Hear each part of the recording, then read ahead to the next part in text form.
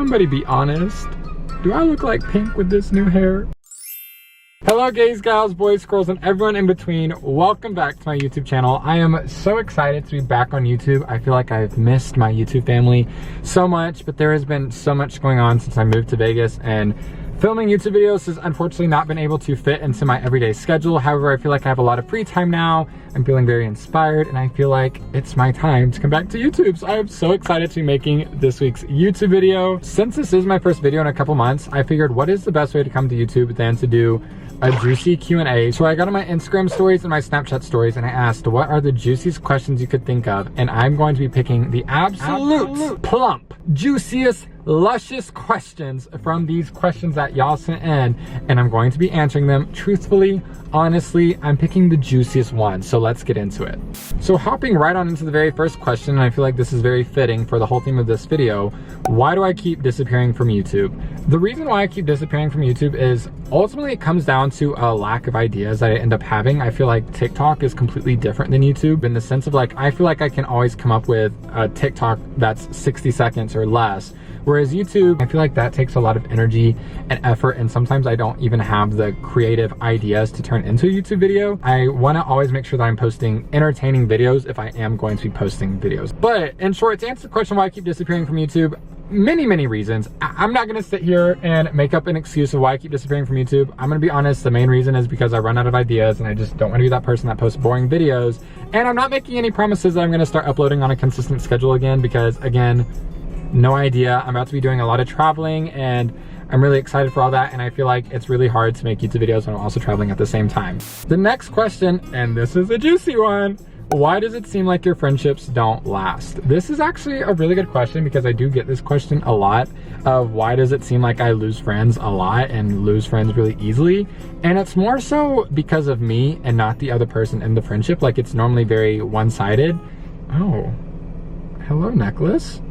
But as I was saying, when friendships end for me, it's normally because of me and it's not because of the other person. And I fully believe that who your friends are a representation of who you are as a person as well. And I felt like me and specifically didn't align with each other very well. With other friends in the past, such as Amelia, I was done wrong in that situation. And anytime I'm in a friendship and someone takes advantage of me, or they disrespect me, or they treat me, you know, mean, I'm not going to give you the opportunity to do that to me again. I'm not gonna give you the opportunity to hurt me again. And you know, that might be a little bit toxic on my end to immediately cut friendships off the second something wrong has been done to me, because you know, life is unfair in general. But if I can have control of that situation and I know I don't want to give you the opportunity to do me wrong again, I'm going to end the friendship and I'm gonna nip it in the bud. So when people ask me, why does it seem like I lose friends so easily? I don't wanna say that I lose friends really easily, but I do make it a point now to drop friendships that I don't think are going to work for me. And so my friend group has dwindled in size, but I feel like that's because now I have much higher quality friends and I have my ride or dies with me, whereas before, didn't necessarily have that with some other friends. Moving on to the next question. This person asked, what are your standards in a man? People always ask me, what is my type? And I don't necessarily have a type, because I feel like having a type kind of like restricts you to a certain kind of person. I definitely don't think that I have a type, but when it comes to characteristics that will immediately attract me to a man, I think the number one thing is goofiness. Do you have a personality? Are you able to make me laugh? I feel like goofiness is the number one thing that I'm looking for in a guy. If you're able to make me laugh, or if you have a personality about you, I am super into that. Another thing that I look for in a man is you cannot be a Republican. I am not doing any sort of Republican relationship. I am not doing any sort of charity work. If I have to explain racism to you, or if I have to explain why capitalism sucks, this isn't gonna work. This isn't gonna work. I can't do Republicans. So what I'm looking for in a man, preferably someone who's my height. I'm 6'3", so someone around my height I feel like is always nice. You have to be goofy. You have to have a personality. You have to make me laugh. I'm really into that. And 3, you just can't be a Republican. But apart from that, I really don't have that many standards. So come on, people, slide in my DMs, because I'm single and holiday season's coming up and I need a cuddle buddy, okay? Got it. Moving on to the next Snapchat question. Someone asked, who was your first kiss? This is really funny to me because I didn't even have my first kiss ever until I was 16, I believe. And it was with a girl. My first kiss ever was with a girl. Not even like a kiss, it was more like a peck. And it was with one of my best friends at the time, Sadie. This was before I came out, but it was definitely like when everyone knew I was gay. So like there really wasn't hiding much. And like I said, it was like a peck. But I had my first kiss with Sadie when I was 16. Shout out to you, Sadie. And then I had my first kiss with a guy when I was actually 17, when I had my first boyfriend ever, my senior year of high school. I cannot say who he was because he is still in the closet to this day. Do I talk to him? No, I don't talk to him. And I would like to talk about why I don't still talk to him, but that's a little TMI. Yeah, he's still in the closet, so I can't share who he was, but I was 17 when I had my first kiss with a guy. Late bloomer, I know. Next question, East Coast or West Coast? That's an interesting question.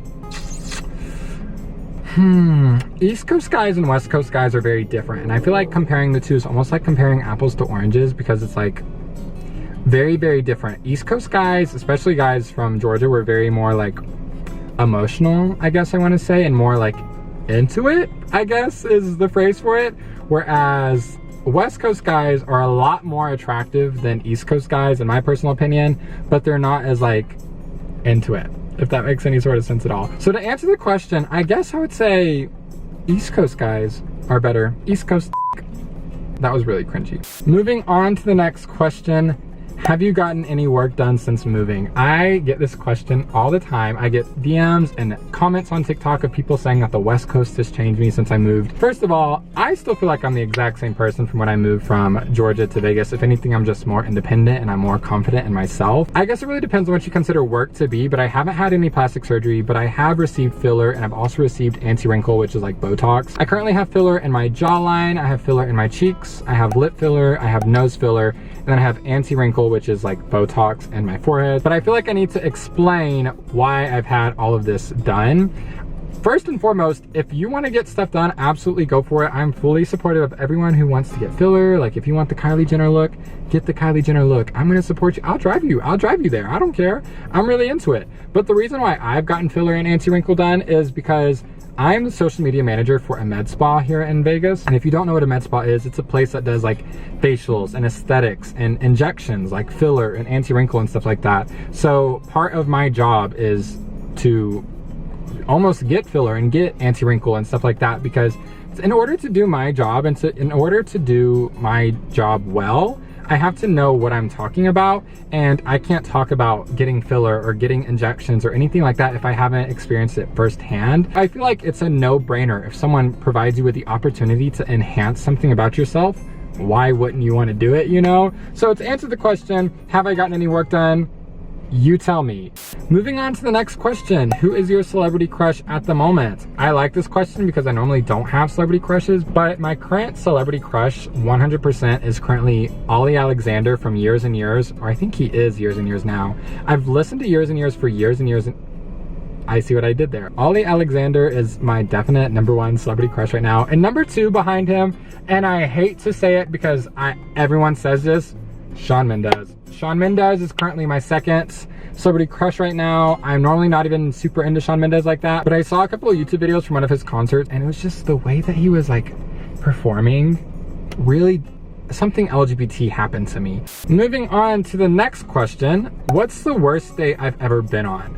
This is tea. This was back when I lived in Georgia. I had been talking to this guy and he asked me to go to dinner with him. So me and him went to dinner in Atlanta, and we were sitting at dinner and we had just sat down, and this was during like the Bill Cosby?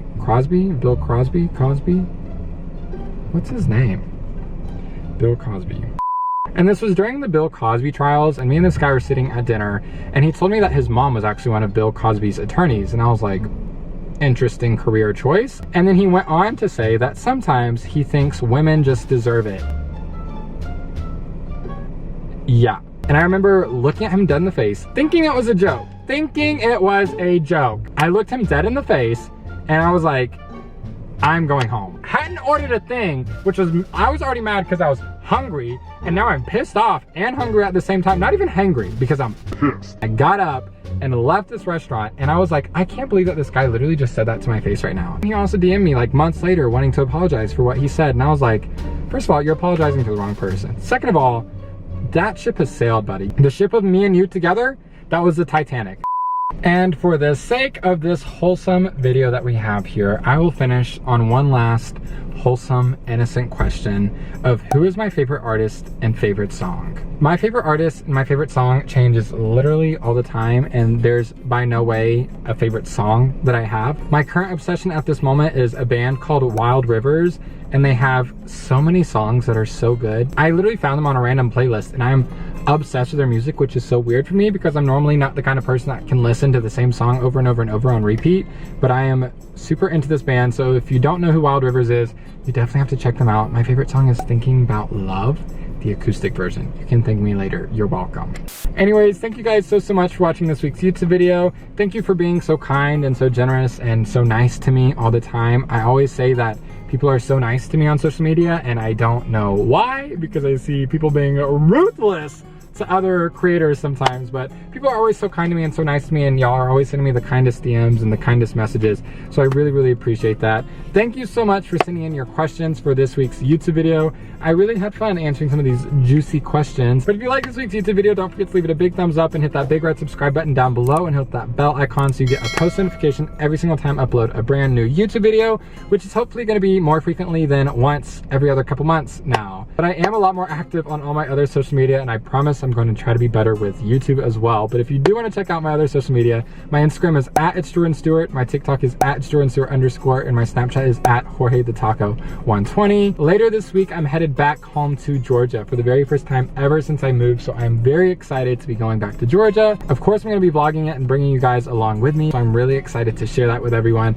But again, thank you guys so much for watching this week's YouTube video, and I can't wait to see you guys for the next one. Peace out, guys and gals.